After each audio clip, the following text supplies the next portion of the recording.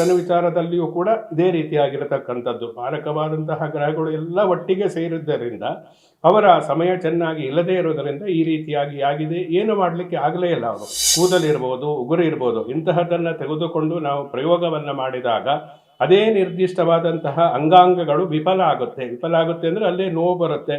ಏನೋ ಆಪರೇಷನ್ ಆಗ್ಬೋದು, ಅದರಿಂದ ನಿರಂತರವಾಗಿ ನೋವು ಅನುಭವಿಸ್ಬೋದು, ಅದರಿಂದಲೇ ಅವರ ವೃತ್ತಿ ಜೀವನಕ್ಕೆ ತೊಂದರೆ ಬರ್ಬೋದು. ಸಹ ಪ್ರಭಾವಶಾಲಿ ವ್ಯಕ್ತಿ, ಪ್ರತಿಷ್ಠಿತ ವ್ಯಕ್ತಿ, ಪ್ರಸಿದ್ಧ ವ್ಯಕ್ತಿಯಾಗಿದ್ದರೂ ಕೂಡ ಏನು ಮಾಡುವುದಕ್ಕೆ ಆಗುವುದಿಲ್ಲ. ಶನಿ ಮಾರಕನಾಗಿರತಕ್ಕಂಥದ್ದು ಇವೆಲ್ಲ ಅವರ ಸಮಯ ದಶಾಭುಕ್ತಿ ಇವೆಲ್ಲ ನಾವು ನೋಡಿದಾಗ ಅವರ ಸಮಯ ಚೆನ್ನಾಗಿಲ್ಲ ಅನ್ನತಕ್ಕಂಥದ್ದು ಗೊತ್ತಾಗುತ್ತೆ. ಮೊದಲೇ ಜಾತಕವನ್ನು ಪರಿಶೀಲನೆ ಮಾಡಿದರೆ ಗೊತ್ತಾಗ್ತಾ ಇತ್ತು, ಇಷ್ಟೆಲ್ಲ ಕಷ್ಟಗಳು ಬರ್ತಾ ಇರಲಿಲ್ಲ. ಇಂತಹ ಮಾಟ ಮಂತ್ರ ಪ್ರಯೋಗ ಆಗಿದ್ದರೂ ಕೂಡ ಅದರಿಂದ ಹೊರಬರುವುದಕ್ಕೆ ಸಾಧ್ಯ. ಮಾಟ ಮಂತ್ರ ಅಂದ್ರೆ ಏನು, ಯಾಕಾಗಿ ಮಾಟ ಮಂತ್ರ ಮಾಡ್ತಾರೆ?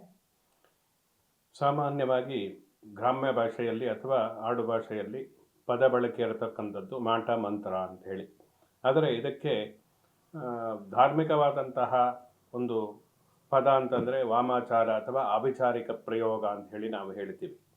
ಹೇಗೆ ನಾವು ದೇವರನ್ನು ಪೂಜೆಯನ್ನು ಮಾಡ್ತೀವೋ ಅದೇ ರೀತಿ ಕ್ಷುದ್ರ ದೇವತೆಗಳನ್ನು ಉಪಾಸನೆ ಮಾಡತಕ್ಕಂಥದ್ದು ಅಥವಾ ಕ್ಷುದ್ರ ದೇವತೆಗಳನ್ನು ಮುಂದಿಟ್ಟುಕೊಂಡು ಆ ಮೂಲಕ ನಮ್ಮ ಕಾರ್ಯ ಸಾಧನೆಯನ್ನು ಮಾಡಿಕೊಡತಕ್ಕಂತಹ ಕ್ರಮಕ್ಕೆ ನಾವು ಆಭಿಚಾರಿಕ ಪ್ರಯೋಗ ಅಥವಾ ವಾಮಾಚಾರ ಪ್ರಯೋಗ, ಮಾಟ ಮಂತ್ರ, ಬ್ಲ್ಯಾಕ್ ಮ್ಯಾಜಿಕ್ ಹೀಗೆ ನಾವು ಹೇಳ್ತೀವಿ. ಇದು ಹಲವು ರೂಪದಲ್ಲಿ ಇದೆ. ಯಾಕೆಂದರೆ ಒಳ್ಳೆಯದು ಹೇಗಿರುತ್ತೋ ಕೆಟ್ಟದ್ದು ಕೂಡ ಇದ್ದೇ ಇರುತ್ತೆ.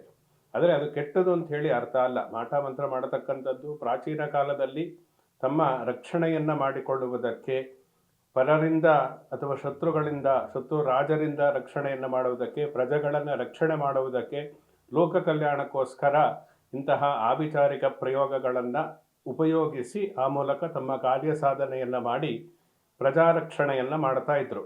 ಆದರೆ ಕಾಲಕ್ರಮೇಣ ಇದನ್ನು ಎಲ್ಲರೂ ದುರುಪಯೋಗ ಪಡಿಸಿಕೊಂಡು ಆ ಮೂಲಕ ತಮ್ಮ ಸ್ವಾರ್ಥಕ್ಕೋಸ್ಕರ ಈ ಮಾಟ ಮಂತ್ರ ಅನ್ನತಕ್ಕಂತಹ ಭಯವನ್ನು ಹುಟ್ಟಿಸಿ ಆ ಮೂಲಕ ತಮ್ಮ ಕಾರ್ಯ ಸಾಧನೆಯನ್ನು ಮಾಡಿಕೊಳ್ತಾ ಇರ್ತಾರೆ. ಆದ್ದರಿಂದ ಈ ತಂತ್ರಶಾಸ್ತ್ರ ಅಥವಾ ಮಂತ್ರಶಾಸ್ತ್ರವನ್ನು ನಾವು ನೋಡಿದಾಗ ಹೇಗೆ ಮಂತ್ರ, ಯಜ್ಞ, ಯಾಗಾದಿಗಳು, ವೇದಗಳು ಹೇಗಿದೆಯೋ ಹಾಗೆ ಈ ವೇದದ ಈ ಕೆಲವೊಂದು ಕರ್ಮಾಂಗವಾಗಿ ನಾವು ತೆಗೆದುಕೊಂಡಾಗ ಇಂತಹ ಆಭಿಚಾರಿಕ ಪ್ರಯೋಗಗಳು, ಅದರಲ್ಲೂ ಕೂಡ ಅದಕ್ಕೆ ಆದಂತಹ ಒಂದು ವೇದ ಅಂತಂದರೆ ಅದು ಅಥರ್ವಣ ವೇದ ಅಂತೇಳಿ ನಾವು ಹೇಳ್ತೀವಿ. ಈ ಅಥರ್ವಣ ವೇದದಲ್ಲಿ ಈ ಎಲ್ಲ ಮಾಟ ಮಂತ್ರದ ಬಗ್ಗೆ ಉಲ್ಲೇಖ ಇರತಕ್ಕಂಥದ್ದು, ಯಾವ ರೀತಿಯ ಶತ್ರುಗಳಿಗೆ ಯಾವ ರೀತಿ ಪ್ರಯೋಗವನ್ನು ಯಾವ ಸಮಯದಲ್ಲಿ ಹೇಗೆ ಮಾಡಬೇಕು, ಹೇಗೆ ಮಾಡಿದರೆ ಅದು ಫಲವನ್ನು ಕೊಡುತ್ತೆ, ಶತ್ರುಗಳನ್ನು ನಿಗ್ರಹ ಮಾಡತಕ್ಕಂಥದ್ದು ಹೇಗೆ, ಶತ್ರುಗಳನ್ನು ನಾಶ ಮಾಡತಕ್ಕಂಥದ್ದು ಹೇಗೆ, ಶತ್ರುಗಳಿಂದ ನಾವು ರಕ್ಷಣೆಯನ್ನು ಪಡೆದುಕೊಳ್ಳತಕ್ಕಂಥದ್ದು ಹೇಗೆ, ಇವೆಲ್ಲವನ್ನು ಮಾಟ ಮಂತ್ರದ ವಿಷಯದಲ್ಲಿ ಹೇಳಿದ್ದಾರೆ. ಆದ್ದರಿಂದ ಇದನ್ನು ಹೇಗೆ ಈ ಕಾಲದಲ್ಲೂ ಕೂಡ ಇದೆಲ್ಲ ಫಲವನ್ನು ಕೊಡುತ್ತಾ, ವರ್ಕ್ ಆಗುತ್ತಾ ಅನ್ನತಕ್ಕಂತಹ ಪ್ರಶ್ನೆ ಎಲ್ಲರಿಗೂ ಕೂಡ ಇರುತ್ತೆ. ಆಧುನಿಕ ಯುಗದಲ್ಲಿ ತಂತ್ರಜ್ಞಾನ ಎಲ್ಲ ಮುಂದುವರೆದಂತಹ ಸಂದರ್ಭದಲ್ಲಿ ಮಾಟ ಮಂತ್ರ ಅಂಥೇಳಿ ನಾವು ಮಾತಾಡ್ತಾ ಕುಳಿತುಕೊಳ್ಳಬಹುದಾ ಅಂತ. ಆದರೆ ಹೇಗೆ ಒಂದು ದೈವಿಕವಾದಂತಹ ಶಕ್ತಿ ಅಥವಾ ಸಾತ್ವಿಕವಾದಂತಹ ಶಕ್ತಿ ನಮ್ಮಲ್ಲಿ ಇಲ್ಲ ಅಂದಾಗ ದುಷ್ಟ ಶಕ್ತಿಗಳು ಅಥವಾ ನೆಗೆಟಿವ್ ಎನರ್ಜಿ ಅನ್ನತಕ್ಕಂಥದ್ದು ಇದ್ದೇ ಇರುತ್ತೆ. ಯಾವುದು ಒಳ್ಳೆಯದು ಇರಬೇಕು, ಇಲ್ಲ ಕೆಟ್ಟದ್ದು ಇರಲೇಬೇಕು. ಈ ಕೆಟ್ಟದ್ದು ಅಂತೇಳಿ ನಾವು ತೆಗೆದುಕೊಂಡಾಗ ಮಾಟ ಮಂತ್ರ, ಈ ಮಾಟ ಮಂತ್ರವನ್ನು ಏಕೆ ಮಾಡ್ತಾರೆ? ತಮಗೆ ಆಗದೇ ಇರತಕ್ಕಂಥವ್ರು ಅಂದರೆ ಶತ್ರುಗಳು ಬೆಳೆಯಬಾರದು, ಅವರು ಪ್ರಗತಿಯನ್ನು ಕಾಣಬಾರದು, ಶತ್ರುಗಳಿಗೆ ಯಶಸ್ಸು ಸಿಗಬಾರದು, ಅಂತಹ ಕೆಲವೊಂದು ಕ್ಷುದ್ರವಾದಂತಹ ಮನಸ್ಥಿತಿಯನ್ನು ಹೊಂದಿರತಕ್ಕಂಥವರೇ ಮಾಟ ಮಂತ್ರವನ್ನು ಮಾಡಬೇಕು ಅಂತ ಹೇಳಿ. ಅದಕ್ಕೆ ಅದರದ್ದೇ ಆದಂತಹ ಕ್ರಮಗಳು ಇದೆ. ಕೆಲವೊಂದು ಸಾಂಪ್ರದಾಯಿಕವಾದಂತಹ ಮಾಟ ಮಂತ್ರದ ಪ್ರಯೋಗಗಳು ಇದೆ. ಕೆಲವೊಂದು ಬಾಧಾ ಸಮೂಹ ಅಂತೇಳಿ ನಾವೆಲ್ಲ ಈ ಪ್ರಶ್ನಾಶಾಸ್ತ್ರದಲ್ಲಿ, ಜ್ಯೋತಿಷ್ಯ ಶಾಸ್ತ್ರದಲ್ಲೆಲ್ಲ ಬರುತ್ತೆ. ಮಾಟ ಮಾಡಿದರೆ ಯಾಕೆ ಮಾಡಿದ್ದಾರೆ, ಯಾವ ರೀತಿಯಾಗಿ ಮಾಡಿದ್ದಾರೆ, ಏನು ಉಪಯೋಗಿಸಿ ಮಾಡಿದ್ದಾರೆ, ಅದು ಎಷ್ಟು ದಿವಸ ಇರುತ್ತೆ, ಈ ಮಾಟ ಮಂತ್ರ ಮಾಡಿದರೆ ಅದನ್ನು ಯಾರು ಮಾಡಿದ್ದಾರೆ, ಹೇಗೆ ಪರಿಹಾರವನ್ನು ಮಾಡಿಕೊಳ್ಳಬೇಕು, ಇವೆಲ್ಲ ನಾವು ಜ್ಯೋತಿಷ್ಯ ಶಾಸ್ತ್ರದ, ಪ್ರಶ್ನಾಶಾಸ್ತ್ರದ ಒಂದು ಸಹಾಯವನ್ನು ತೆಗೆದುಕೊಂಡು ಮಾಟ ಮಂತ್ರವನ್ನು ಮಾಡಿರ್ತಕ್ಕಂಥವರು ಯಾರು, ಅದನ್ನು ಹೇಗೆ ನಿವಾರಣೆ ಮಾಡಿಕೊಳ್ಳಬಹುದು ಅನ್ನತಕ್ಕಂಥದ್ದು ನಾವು ತಿಳಿದುಕೊಳ್ಳಬಹುದು. ಜೊತೆಯಲ್ಲಿ ಈ ಮಾಟ ಮಂತ್ರವನ್ನು ಮಾಡಿದ್ದರೆ ಯಾವ ರೀತಿಯಾಗಿ ಮಾಡಿದ್ದಾರೆ, ಕೆಲವೊಂದು ಭೂಮಿಯಲ್ಲಿ ಕೆಲವೊಂದು ವಸ್ತುಗಳನ್ನು ಹುಗಿದಿಟ್ಟು ಆ ಮೂಲಕ ಪ್ರಗತಿಯಾಗದೇ ಇರತಕ್ಕಂತಹ ರೀತಿಯಲ್ಲಿ ಅವರ ಕುಟುಂಬ ಅಥವಾ ಸರ್ವನಾಶ ಆಗಬೇಕು ಇಂತಹದ್ದನ್ನು ಮಾಡ್ತಾರೆ. ಕೆಲವೊಂದು ನಿರ್ದಿಷ್ಟವಾದಂತಹ ವಸ್ತುಗಳನ್ನು ಅಂದರೆ ಚೂರ್ಣ ಪ್ರಯೋಗ ಅಂಥೇಳಿ ಇದೆ, ಶಲ್ಯ ಪ್ರಯೋಗ ಅಂಥೇಳಿ ಇದೆ, ಕೀಲಕ ಪ್ರಯೋಗ ಅನ್ನತಕ್ಕಂಥದ್ದು ಇದೆ. ಇನ್ನು ಕೆಲವೊಂದು ಪ್ರಾಣಿ ಪಕ್ಷಿಗಳನ್ನು ಉಪಯೋಗಿಸಿಕೊಂಡು ಮಾಟಮಂತ್ರವನ್ನು ಮಾಡತಕ್ಕಂಥ ಕ್ಷುದ್ರ ಪ್ರಯೋಗಗಳು ಇದೆ. ಅದರಲ್ಲೂ ಈ ನವಿಲೊಂದು ಇರ್ಬೋದು, ಅಥವಾ ಬೆಕ್ಕಿನ ಒಂದು ರಕ್ತ, ಅಥವಾ ಹಂದಿಯ ರಕ್ತ, ಅಥವಾ ಹಂದಿಯ ಕೆಲವು ನಿರ್ದಿಷ್ಟವಾದಂತಹ ಅಂಗಾಂಗಗಳು, ಕೂದಲು, ಅದು ಇವುಗಳನ್ನು ಉಪಯೋಗಿಸಿಕೊಂಡು ಮಾಡತಕ್ಕಂಥದ್ದು ಕೂಡ ಈ ಮಾಟಮಂತ್ರದ ಅಡಿಯಲ್ಲಿ ಬರುತ್ತೆ. ಆದ್ದರಿಂದ ಇವುಗಳನ್ನು ನಾವು ತಿಳಿದುಕೊಳ್ಳಬೇಕು. ಮಾಟಮಂತ್ರ ಮಾಡಿದ್ದಾರೆ ಅಂತೇಳಿ ಹೇಳಿದ್ರೆ ಪ್ರಯೋಜನ ಇಲ್ಲ. ಯಾವುದರಿಂದ ಮಾಡಿದ್ದಾರೆ? ರಕ್ತವನ್ನು ಉಪಯೋಗಿಸಿ ಮಾಡಿದ್ದಾರಾ, ಅಥವಾ ಕೂದಲನ್ನು ಉಪಯೋಗಿಸಿ, ಅದರ ಕೂದಲು ಯಾರ್ದು ಕೂದಲು ಉಪಯೋಗಿಸಿದ್ದಾರೆ, ಯಾರು ಶತ್ರುಗಳು ನಮಗೆ ಆಗಲ್ವೋ ಅಂಥವರ ನಿರ್ದಿಷ್ಟವಾದ ಅವರು ಉಪಯೋಗಿಸ್ತಕ್ಕಂತಹ ಕೆಲವೊಂದು ಪದಾರ್ಥಗಳನ್ನು ಉಪಯೋಗಿಸಿ ಆ ಮೂಲಕ ಅವರನ್ನು ನಾಶ ಮಾಡತಕ್ಕಂಥದ್ದು, ಅಥವಾ ಅವರ ಒಂದು ಪ್ರಗತಿಯನ್ನು ತಡಿತಕ್ಕಂಥದ್ದು, ಅವರಿಗೆ ತೊಂದರೆ ಕೊಡತಕ್ಕಂತಹ ಕೆಲವೊಂದು ಕ್ಷುದ್ರ ಪ್ರಯೋಗಗಳು ಇದೆ. ಕ್ಷುದ್ರ ಪ್ರಯೋಗ ಅಂದರೆ ಕೆಟ್ಟ ಪ್ರಯೋಗ ಅಂತ, ಇಂಥದ್ದು ಮಾಡಬಾರ್ದು ಅಂತ ಹೇಳಿ ಅರ್ಥ. ಅದರಿಂದ ಇಂತಹದ್ದನ್ನು ಒಂದು ನಿರ್ದಿಷ್ಟವಾದಂಥವರು, ಅಂತಹ ವಿದ್ಯೆಯನ್ನು ಯಾರು ಕಳೆದುಕೊಂಡಿರ್ತಾರೋ ಅವರು ಮಾಡ್ತಾರೆ. ಅದು ಕೆಲವೊಂದು ಅವರ ಆ ವಿದ್ಯೆಯಲ್ಲಿ ಹೆಚ್ಚು ಪ್ರಾವೀಣ್ಯತೆಯನ್ನು ಪಡೆದಿದ್ದರೆ ಅದು ಕೆಲಸವನ್ನು ಕೂಡ ಮಾಡುತ್ತೆ. ಆದ್ದರಿಂದ ಪ್ರಮುಖವಾಗಿ ಈ ಮಾಟ ಮಂತ್ರ ಅನ್ನತಕ್ಕಂಥದ್ರಲ್ಲಿ ನಾವು ತಿಳಿದುಕೊಳ್ಳಬೇಕಾದರೆ ಜ್ಯೋತಿಷ್ಯ ಶಾಸ್ತ್ರದ ಅವಲಂಬನೆ ಅನ್ನತಕ್ಕಂಥದ್ದು ಬೇಕು. ಜ್ಯೋತಿಷ್ಯ ಶಾಸ್ತ್ರದಿಂದ, ಅಥವಾ ನಾವು ಆರೂಢ ಪ್ರಶ್ನೆ, ಅಷ್ಟಮಂಗಲ ಪ್ರಶ್ನೆ, ಅಥವಾ ಜ್ಯೋತಿಷ್ಯ ಜಾತಕವನ್ನು ಪರಿಶೀಲನೆ ಮಾಡುವ ಮೂಲಕ ಯಾವ ರೂಪದಲ್ಲಿ ಮಾಡಿದ್ದಾರೆ ಅನ್ನತಕ್ಕಂಥದ್ದು ನಾವು ತಿಳಿದುಕೊಳ್ಳಬಹುದು. ಕೆಲವೊಂದು ಈ ಯಾವುದು ನಿಂಬೆಹಣ್ಣು ಇರಬಹುದು, ತೆಂಗಿನಕಾಯಿಯನ್ನು ಅಭಿಮಂತ್ರಿಸಿ ಆ ಮೂಲಕ ಮಾಟ ಮಂತ್ರವನ್ನು ಮಾಡತಕ್ಕಂಥದ್ದು ಇರಬಹುದು, ಅಥವಾ ಯಾವುದೇ ರೀತಿಯಾದಂತಹ ಒಂದು ಮೆಣಸು, ಕೋಳಿ ಮೊಟ್ಟೆ, ಅಥವಾ ನಿಂಬೆ ಹಣ್ಣನ್ನು ಉಪಯೋಗಿಸ್ತಕ್ಕಂಥದ್ದು, ಇವೆಲ್ಲ ಸಾಮಾನ್ಯವಾಗಿ ಎಲ್ಲರಿಗೂ ಪ್ರಚಲಿತ ಇರತಕ್ಕಂಥದ್ದು ಗೊತ್ತಾಗುತ್ತೆ. ಯಾರೋ ನಿಂಬೆ ಹಣ್ಣನ್ನು ಎಸೆದು ಹೋದು ಅಂದರೆ ಅವರಿಗೆ ಮನಸ್ಸಿನಲ್ಲಿ ಒಂದು ಭಯ ಉಂಟಾಗ್ಬಿಡುತ್ತೆ, ನಮಗೇನೋ ಆಗುತ್ತೆ ಅನ್ನತಕ್ಕಂಥದ್ದು. ಹೀಗೆ ಒಂದು ನೆಗೆಟಿವ್ ಎನರ್ಜಿ ಅಂದರೆ ನಕಾರಾತ್ಮಕವಾದಂತಹ ಶಕ್ತಿಯನ್ನು ನಾವು ಅವರ ಮೇಲೆ ಪ್ರಯೋಗವನ್ನು ಮಾಡಿ ಆ ಮೂಲಕ ಅವರಿಗೆ ಭಯವನ್ನು ಹುಟ್ಟಿಸ್ತಕ್ಕಂಥದ್ದು, ಅವರ ಒಂದು ಪ್ರಗತಿಯಲ್ಲಿ, ಅವರ ಒಂದು ಕಾರ್ಯ ಸಾಧನೆಯಲ್ಲಿ ತಡೆಯನ್ನು ತಂದುಕೊಡತಕ್ಕಂತಹದ್ದು ಏನಿದೆ ಇದಕ್ಕೆ ಮಾಟ ಮಂತ್ರ ಅಂತ ಹೇಳಿ ನಾವು ಹೇಳ್ತಕ್ಕಂಥದ್ದು. ಅಂದರೆ ಪ್ರಕೃತಿಯಲ್ಲಿ ಸಿಗತಕ್ಕಂತಹ ವಸ್ತುಗಳನ್ನೇ ಉಪಯೋಗಿಸಿಕೊಂಡು ಪ್ರಕೃತಿಯ ಒಂದು ಅವಿಭಾಜ್ಯ ಅಂಗವಾದಂತಹ ಮನುಷ್ಯನ ಮೇಲೆ ನಾವು ಅದನ್ನು ಪ್ರಯೋಗವನ್ನು ಮಾಡಿದಾಗ ಅವನಿಗೆ ವಿರುದ್ಧವಾದಂತಹ, ಅಂದರೆ ವ್ಯತಿರಿಕ್ತವಾದಂತಹ ಪರಿಣಾಮ ಉಂಟಾದಾಗ ಅದಕ್ಕೆ ಮಾಟ ಮಂತ್ರ ಅಥವಾ ವಾಮಾಚಾರ ಪ್ರಯೋಗ ಅಥವಾ ಆಭಿಚಾರಿಕ ಪ್ರಯೋಗ ಅಂತೇಳಿ ನಾವು ಹೇಳ್ತೀವಿ. ಇದೆಲ್ಲವೂ ಕೂಡ ವರ್ಕ್ ಆಗುತ್ತೆ. ಯಾಕೆಂದರೆ ಯಾವ ಪಂಚಭೂತಗಳನ್ನು, ಅಂದರೆ ಈ ಬೆಂಕಿ ಇರಬಹುದು, ನೀರು ಇರಬಹುದು, ವಾಯು ಇರಬಹುದು, ಜಲತತ್ವ ಅನ್ನತಕ್ಕಂಥದ್ದು ಇರಬಹುದು, ಪೃಥ್ವಿ ತತ್ವ, ಇವೆಲ್ಲ ಪಂಚಭೂತಗಳು ಅಂತ ಹೇಳಿ ಇದನ್ನು ಬಿಟ್ಟು ನಾವಿರುವುದಕ್ಕೆ ಆಗೋದಿಲ್ಲ. ಇದನ್ನು ನಾವು ನಿರ್ದಿಷ್ಟವಾಗಿ ಯಾವ ರೀತಿ ಉಪಯೋಗಿಸಬೇಕೋ ಅಂತಹ ಒಂದು ಪ್ರಯೋಗವನ್ನು, ಅಂತಹ ಒಂದು ಶಕ್ತಿಯನ್ನು ಸಂಪಾದನೆ ಮಾಡಿಕೊಂಡಿರ್ತಕ್ಕಂಥವ್ರು ಮಾಟ ಮಂತ್ರವನ್ನು ಮಾಡೇ ಮಾಡ್ತಾರೆ. ನಾವು ಉದಾಹರಣೆಗೆ ಹೇಳಬೇಕು ಅಂದರೆ ಕೆಲವೊಂದು ಈ ಬೆಕ್ಕಿನ ಕೂದಲಿರ್ಬೋದು, ಹಂದಿಯ ರಕ್ತ ಅನ್ನತಕ್ಕಂಥದ್ದು ಇರ್ಬೋದು, ಅಥವಾ ಇನ್ನು ಕೋಳಿಯನ್ನು, ಕೆಲವೊಂದು ಈ ರೀತಿಯ ಕೋಳಿಯನ್ನು ಬಲಿ ಕೊಡ್ತಕ್ಕಂಥದ್ದು, ಕುರಿ ಮೇಕೆ ಬಲಿ ಕೊಡ, ಇವೆಲ್ಲೂ ಕೂಡ ಈ ಆಭಿಚಾರಿಕ ಮಾಟ ಮಂತ್ರ ಪ್ರಯೋಗದಲ್ಲಿ ಉಪಯೋಗಿಸ್ತಾರೆ ಅಂತೇಳಿ ಹೇಳ್ತಾರೆ. ಅಂದರೆ ಇದೆಲ್ಲ ಶೀಘ್ರದಲ್ಲಿ ಫಲವನ್ನು ಕೊಡುತ್ತೆ ಅಂತ ಹೇಳಿ. ಇದಕ್ಕೆ ಕ್ಷುದ್ರ ವಿಚಾರ ಮತ್ತು ಮಹಾವಿಚಾರ ಅಂತೇಳಿ ಎರಡಿದೆ. ಅಂದರೆ ಕ್ಷುದ್ರ ವಿಚಾರ ಅಂದರೆ ನಾನು ಈಗಲೇ ಹೇಳಿರ್ತಕ್ಕಂತಹ ಕೆಲವೊಂದು ನವಿಲಿನ ಅಂಗಾಂಗಗಳಲ್ಲಿ ಕೂಡ ಮಾಟ ಮಂತ್ರವನ್ನು ಮಾಡೋಕ್ಕಾಗುತ್ತೆ. ಕೆಲವೊಂದು ಹಂದಿಯ ರಕ್ತ ಅಥವಾ ಕೂದಲಿನಿಂದ ಮಾಡುವುದಕ್ಕೆ ಆಗುತ್ತೆ. ಸಾಕು ಪ್ರಾಣಿಗಳ ಕೆಲವೊಂದು ನಿರ್ದಿಷ್ಟವಾದಂತಹ ಅಂಗಗಳು ಅಥವಾ ಕೂದಲು, ಇಂತಹದ್ದೆಲ್ಲ ತೆಗೆದುಕೊಂಡು ನಮಗೆ ಆಗದೇ ಇರತಕ್ಕಂಥವ್ರ ಮೇಲೆ ಪ್ರಯೋಗವನ್ನು ಮಾಡತಕ್ಕಂತಹ ಶಾಸ್ತ್ರಗಳು ಇದೆ. ಇದೆಲ್ಲ ಕ್ಷುದ್ರ ವಿಚಾರ ಅಂತೇಳಿ ಹೇಳ್ತಾರೆ. ಮಹಾಭಿಚಾರ ಅಂತೇಳಿ ಇನ್ನೊಂದಿದೆ. ಅಂದರೆ ಮಂತ್ರಮುಖೇನ ಎಲ್ಲೋ ಇರತಕ್ಕಂಥವರಿಗೆ ಇನ್ನೆಲ್ಲಿಯೋ ಕುಳಿತುಕೊಂಡು ತೊಂದರೆಯನ್ನು ಕೊಡ್ತಕ್ಕಂಥದ್ದು, ಅಥವಾ ಅವರು ಒಂದು ಅಭಿವೃದ್ಧಿ ಆಗ್ತಾ ಇದ್ರೆ, ಪ್ರಗತಿ ಕಾಣ್ತಾ ಇದ್ರೆ ಅವರ ಪ್ರಗತಿಗೆ, ಯಶಸ್ಸಿಗೆ ತಡೆಯನ್ನು ನೋಡ್ತಕ್ಕಂಥದ್ದು ಮಹಾಭಿಚಾರ ಅಂತ. ಒಂದು ನಿರ್ದಿಷ್ಟವಾದಂತಹ ಮಂತ್ರಗಳನ್ನು ಉಪಯೋಗಿಸಿಕೊಂಡು ನಿರ್ದಿಷ್ಟವಾದಂತಹ ನಕ್ಷತ್ರ, ತಿಥಿ, ವಾರ ಇವೆಲ್ಲ ನೋಡಿ ಅಂತಹ ಸಮಯದಲ್ಲಿ ನಾವು ಮಂತ್ರವನ್ನು ಉಪಯೋಗಿಸಿ ಪ್ರಯೋಗವನ್ನು ಮಾಡಿದಾಗ ಅದು ಮಹಾಭಿಚಾರ ಅಂತೇಳಿ. ಅಂತಹವರು ಶತ್ರುಗಳು ನಾಶ ಆಗ್ಬೋದು, ಶತ್ರುಗಳು ಅಭಿವೃದ್ಧಿ ಆಗದೇ ಇರ್ಬೋದು, ಅವರಿಗೆ ಏನಾದರೂ ತೊಂದರೆಗಳು ಬರಬಹುದು. ಕೆಲವೊಂದು ಇಂತಹ ಪ್ರಯೋಗಗಳನ್ನು ಮಾಡಿದಾಗ, ಅದರಲ್ಲೂ ನಿರ್ದಿಷ್ಟವಾಗಿ ಕೆಲವೊಂದು ವ್ಯಕ್ತಿಗಳ ಮೇಲೆ ಮಾಡಿದ, ಅವರು ಎಷ್ಟೇ ಪ್ರತಿಷ್ಠಿತವಾದಂಥ ವ್ಯಕ್ತಿಗಳಾಗಿರಲಿ, ಸಮಾಜದಲ್ಲಿ ಎಷ್ಟೇ ದೊಡ್ಡ ಸ್ಥಾನಮಾನವಾಗಿರಲಿ, ದೊಡ್ಡ ನಟರೇ ಆಗಿರಲಿ, ಯಾವುದೂ ಕೂಡ ಎಷ್ಟೇ ದುಡ್ಡಿದ್ದರೂ, ಏನೇ ಒಂದು ಶಿಫಾರಸ್ಸಿದ್ದರೂ, ಎಷ್ಟೇ ಅಧಿಕಾರ ಇದ್ದರೂ, ಎಷ್ಟೇ ಅಭಿಮಾನ ಇದ್ದರೂ ಕೂಡ ಯಾವುದೂ ಕೆಲಸಕ್ಕೆ ಬರುವುದಿಲ್ಲ ಇದರ ಮುಂದೆ. ಅಂದರೆ ಮಂತ್ರಕ್ಕೆ ಅಷ್ಟೊಂದು ಶಕ್ತಿ ಇದೆ ಅಂತೇಳಿ ಅರ್ಥ. ಆದರೆ ಅದನ್ನು ಸರಿಯಾದ ರೀತಿಯಲ್ಲಿ ಯಾವ ರೀತಿ ಉಪಯೋಗಿಸಬೇಕು ಹಾಗೂ ಉಪಯೋಗಿಸಬೇಕು. ಆದರೆ ಎಲ್ಲರೂ ಕೂಡ ಆ ರೀತಿ ಉಪಯೋಗಿಸುವುದಿಲ್ಲ. ಕೆಲವೊಂದು ದುರುಪಯೋಗ ಪಡಿಸಿಕೊಡ್ತಾರೆ. ಅದಕ್ಕೆ ಮಾಟ ಮಂತ್ರ ಅಂತೇಳಿ ಹೇಳ್ತಕ್ಕಂಥದ್ದು. ಅದರಿಂದ ಯಾವುದು ಕೂಡ ಅಂತಹ ಒಂದು ಶಕ್ತಿ ಎಷ್ಟೇ ಇದ್ರೂ ಕೂಡ, ಆರ್ಥಿಕವಾಗಿ ಬಲಾಢ್ಯರಾಗಿರಲಿ, ಏನೇ ಇದ್ರೂ ಕೂಡ ಅದು ಯಾವುದೇ ರೀತಿ ಕೆಲಸಕ್ಕೆ ಬರುವುದಿಲ್ಲ. ಅದರಿಂದ ಏನು ನಮ್ಮ ಕೈಯಲ್ಲಿ ಮನುಷ್ಯ ಪ್ರಯತ್ನದಲ್ಲಿ ಆಗುವುದಿಲ್ಲವೋ ಅಂತಹ ಅತೀಂದ್ರಿಯವಾದಂತಹ ಶಕ್ತಿಯನ್ನು ವಶಪಡಿಸಿಕೊಂಡು ಆ ಮೂಲಕ ನಮಗೆ ಆಗದೇ ಇರತಕ್ಕಂತಹ ಶತ್ರುಗಳ ಮೇಲೆ ಪ್ರಯೋಗವನ್ನು ಮಾಡುವುದಕ್ಕೆ ಮಾಟ, ಮಂತ್ರ, ಅಭಿಚಾರಿಕ, ವಾಮಾಚಾರ ಪ್ರಯೋಗ ಅಂತೇಳಿ ಹೇಳತಕ್ಕಂಥದ್ದು. ಆದ್ದರಿಂದ ಇದೆಲ್ಲ ನಾವು ಹೇಗೆ ಗುರುತಿಸ್ತಕ್ಕಂಥದ್ದು, ಇದು ಹೇಗೆ ಗೊತ್ತಾಗುತ್ತೆ ನಮಗೆ? ಏನೇ ಮನುಷ್ಯ ಪ್ರಯತ್ನ ಆಗಿ ಕೊನೆಗೆ ಅದು ಯಾವುದು ವರ್ಕ್ ಆಗಲಿಲ್ಲ ಅಂದಾಗ ಇಂತಹದ್ದಕ್ಕೆಲ್ಲ ಬರತಕ್ಕಂಥ, ಯಾರೋ ಮಾಟ ಮಾಡಿದ್ದಾರೆ ಅಥವಾ ದೇವರಿಗೆ ನಾವು ಹೋಗಬೇಕು ಅಥವಾ ದೇವರ ಪೂಜೆ ಮಾಡಬೇಕು, ಆಗ ಬರುತ್ತೆ. ಅಂದರೆ ಕಷ್ಟ ಬಂದಾಗ ವೆಂಕಟರಮಣ ಅಂತ ಅಲ್ಲಿವರೆಗೂ ಕೂಡ ಗೊತ್ತಿರುವುದಿಲ್ಲ.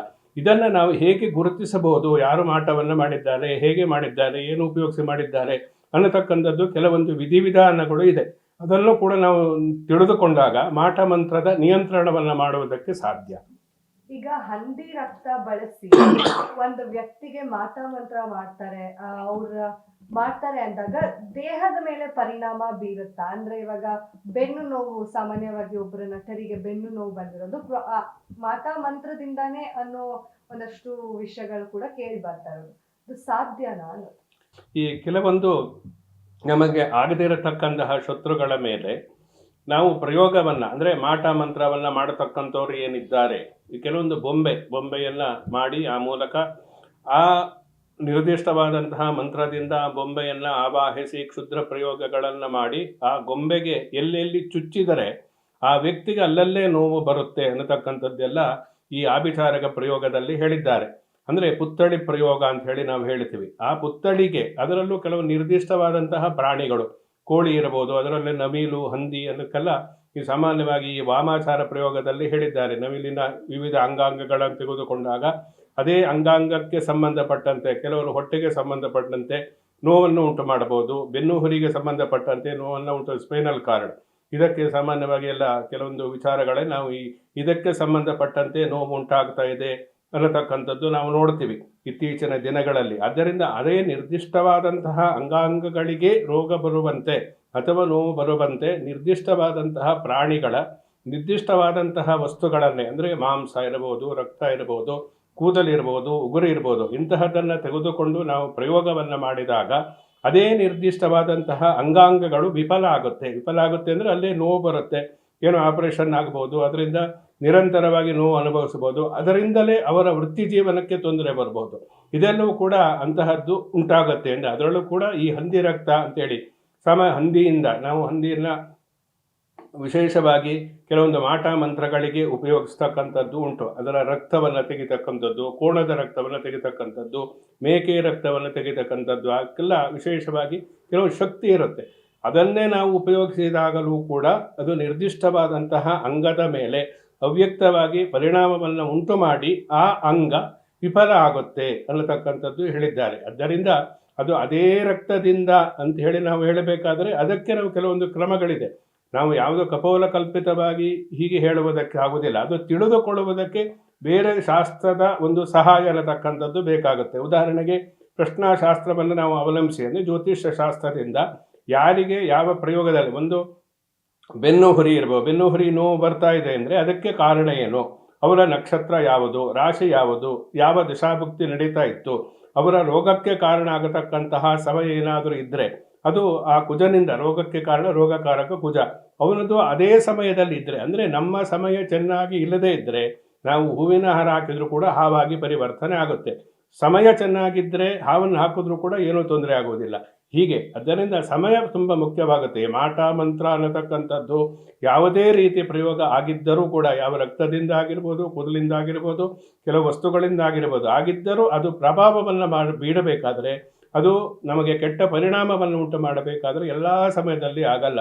ನಮ್ಮ ಸಮಯ ಚೆನ್ನಾಗಿ ಇಲ್ಲದೇ ಇದ್ದಾಗ, ಗ್ರಹಗತಿಗಳು ಚೆನ್ನಾಗಿ ಇಲ್ಲದೇ ಇದ್ದಾಗ, ಮಾರಕವಾದಂತಹ ದಶಾಭುಕ್ತಿ ನಡೀತಾ ಇದ್ದಾಗ, ಇಂತಹದ್ದೆಲ್ಲ ಆ ಗ್ರಹಗತಿಗಳು ನಮಗೆ ಸಹಾಯವನ್ನು ಮಾಡದೇ ಇದ್ದರೆ, ಗ್ರಹಗತಿಗಳ ಆಶೀರ್ವಾದ ಇಲ್ಲದೇ ಇದ್ದರೆ, ಅಂತಹ ಸಮಯದಲ್ಲಿ ಈ ಮಾಟ ಮಂತ್ರ ಅನ್ನತಕ್ಕಂಥದ್ದು ಎಲ್ಲವೂ ಕೂಡ ನಾವು ವಿಶೇಷವಾಗಿ ಕೆಟ್ಟ ಪರಿಣಾಮವನ್ನು ಶೀಘ್ರದಲ್ಲಿ ಉಂಟು ಮಾಡಿ ಆ ಮೂಲಕ ನಮ್ಮ ವೃತ್ತಿ ಜೀವನಕ್ಕೆ, ನಮ್ಮ ಅಭಿವೃದ್ಧಿಗೆ, ನಮ್ಮ ಯಶಸ್ಸಿಗೆ ಮಾರಕವಾಗಿ ನಮ್ಮ ಅವನತಿಗೆ ಕಾರಣ ಆಗುತ್ತೆ. ಆದ್ದರಿಂದ ಇದು ಹಂದಿಯ ರಕ್ತವೇ ಇರ್ಬೋದು, ಕುರಿಯ ರಕ್ತವೇ ಇರ್ಬೋದು, ಅಥವಾ ನವಿಲ ಮಾಂಸವೇ ಇರ್ಬೋದು, ಯಾವುದರಿಂದ ಉಪಯೋಗಿಸಿದರೆ ಏನಾಗುತ್ತೆ ಅನ್ನತಕ್ಕಂಥದ್ದು ಅವರ ನಕ್ಷತ್ರ ರಾಶಿ ಇವುಗಳನ್ನು ತಿಳಿದುಕೊಂಡು ನಾವು ಆ ಮೂಲಕ ಅದೇ ಆಗಿದೆ ಅನ್ನತಕ್ಕಂತಹ ಒಂದು ಕನ್ಫರ್ಮೇಷನ್ ನಮಗೆ ಗೊತ್ತಾದ ನಂತರದಲ್ಲಿ ಪ್ರತಿವಿಧಿಗಳನ್ನು ಮಾಡಿದಾಗ ಮಾತ್ರ ಅಥವಾ ಅದಕ್ಕೆ ಸರಿಯಾಗಿ ನಾವು ನಡೆದುಕೊಂಡಾಗ ಮಾತ್ರ ಅದು ನಮಗೆ ಫಲವನ್ನು ಕೊಡುತ್ತೆ. ಇಲ್ಲಂದರೆ ಏನೋ ನಾವು ಅಂದುಕೊಂಡು ಏನೋ ಮಾಡಲಿಕ್ಕೆ ಹೋಗಿ ಇನ್ನೇನೋ ವಿರುದ್ಧವಾದಂತಹ ಪರಿಣಾಮ ಉಂಟಾಗಿ ಅದರಿಂದ ತೊಂದರೆ ಆಗುತ್ತೆ. ಅದರಿಂದ ಮಾಟ ಮಂತ್ರ ಅನ್ನತಕ್ಕಂತಹ ವಿಷಯದಲ್ಲಿ ನಾವು ಎಚ್ಚರಿಕೆಯಿಂದ ಹೆಜ್ಜೆಯನ್ನು ಇಟ್ಟು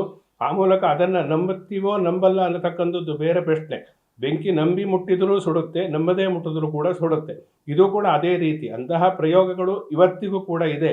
ಅದು ಕೆಲವೊಂದು ಅಂತಹ ಶಕ್ತಿ ಇರತಕ್ಕಂಥವ್ರು ಮಾಡಿದಾಗ ಅದು ಪ್ರಭಾವ ಉಂಟಾಗಿಯೇ ಉಂಟಾಗುತ್ತೆ. ಎಲ್ಲರೂ ಮಾಡ್ತಾರೆ ಅಂತ ಹೇಳಿ ಅರ್ಥ ಅಲ್ಲ. ಯಾರು ಮಾಡಬೇಕೋ ಅವರು ಸರಿಯಾದ ರೀತಿಯಲ್ಲಿ ತಿಳಿದುಕೊಂಡು ಮಾಡಿದಾಗ ಅದರೊಂದು ಪರಿಣಾಮ ಆಗಿಯೇ ಆಗುತ್ತೆ. ಅದನ್ನು ತಿಳಿದುಕೊಂಡು ಆ ಮಾಟ ಮಂತ್ರವನ್ನು ನಾವು ನಿರ್ದಿಷ್ಟವಾದಂತಹ ಕೆಲವೊಂದು ಪ್ರಯೋಗಗಳಿಂದ ಪ್ರತಿವಿಧಿಗಳನ್ನು ಆಚರಿಸಿಕೊಳ್ಳುವುದರಿಂದ ಮಾಟ ಮಂತ್ರದ ತೊಂದರೆಯಿಂದ ನಾವು ಹೊರಬರಲಿಕ್ಕೆ ಸಾಧ್ಯ. ಈಗ ನಟ ದರ್ಶನ್ ಅವರಿಗೆ ಮಾಟ ಮಂತ್ರ ಪ್ರಯೋಗ ಆಗಿರೋದಕ್ಕೆ ಇಷ್ಟೆಲ್ಲ ತೊಂದರೆಗಳನ್ನ ಅವರು ಎದುರಿಸ್ಬೇಕಾಯ್ತಾ? ಇಫ್ ಆಗಿದ್ರೆ ಅದರಿಂದ ಹೊರಗಡೆ ಬರೋದು ಹೇಗೆ? ಅವರ ಸಾಮಾನ್ಯವಾಗಿ ನಾವು ದರ್ಶನ್ ಅವರ ಒಂದು ಜನ್ಮಕುಂಡಲಿಯನ್ನು ಕೂಡ ಪರಿಶೀಲನೆ ಮಾಡಿದ್ದೇನೆ. ಅದು ನೋಡಿದಾಗ ಮಾರಕವಾದಂತಹ ಕುಜನ ಒಂದು ವಿಶೇಷವಾದಂತಹ ಕೆಟ್ಟ ಪರಿಣಾಮ ಅನ್ನತಕ್ಕಂಥದ್ದು, ಶನಿ ಮಾರಕನಾಗಿರತಕ್ಕಂಥದ್ದು, ಇವೆಲ್ಲ ಅವರ ಸಮಯ ದಶಾಭುಕ್ತಿ ಇವೆಲ್ಲ ನಾವು ನೋಡಿದಾಗ ಅವರ ಸಮಯ ಚೆನ್ನಾಗಿಲ್ಲ ಅನ್ನತಕ್ಕಂಥದ್ದು ಗೊತ್ತಾಗುತ್ತೆ. ಮೊದಲೇ ಜಾತಕವನ್ನು ಪರಿಶೀಲನೆ ಮಾಡಿದರೆ ಗೊತ್ತಾಗ್ತಾ ಇತ್ತು, ಇಷ್ಟೆಲ್ಲ ಕಷ್ಟಗಳು ಬರ್ತಾ ಇರಲಿಲ್ಲ. ಆದ್ದರಿಂದ ಒಂದು ಬಂಧನ ಆಗಬೇಕಾದರೂ ಅದಕ್ಕೆ ನಿರ್ದಿಷ್ಟವಾದಂತಹ ಗ್ರಹಗತಿಗಳ ಒಂದು ಸಂಯೋಜನೆ ಅನ್ನತಕ್ಕಂಥದ್ದು ಉಂಟಾದಾಗ ಎಂತಹ ಪ್ರಭಾವಶಾಲಿ ವ್ಯಕ್ತಿ, ಪ್ರತಿಷ್ಠಿತ ವ್ಯಕ್ತಿ, ಪ್ರಸಿದ್ಧ ವ್ಯಕ್ತಿಯಾಗಿದ್ದರೂ ಕೂಡ ಏನು ಮಾಡುವುದಕ್ಕೆ ಆಗುವುದಿಲ್ಲ.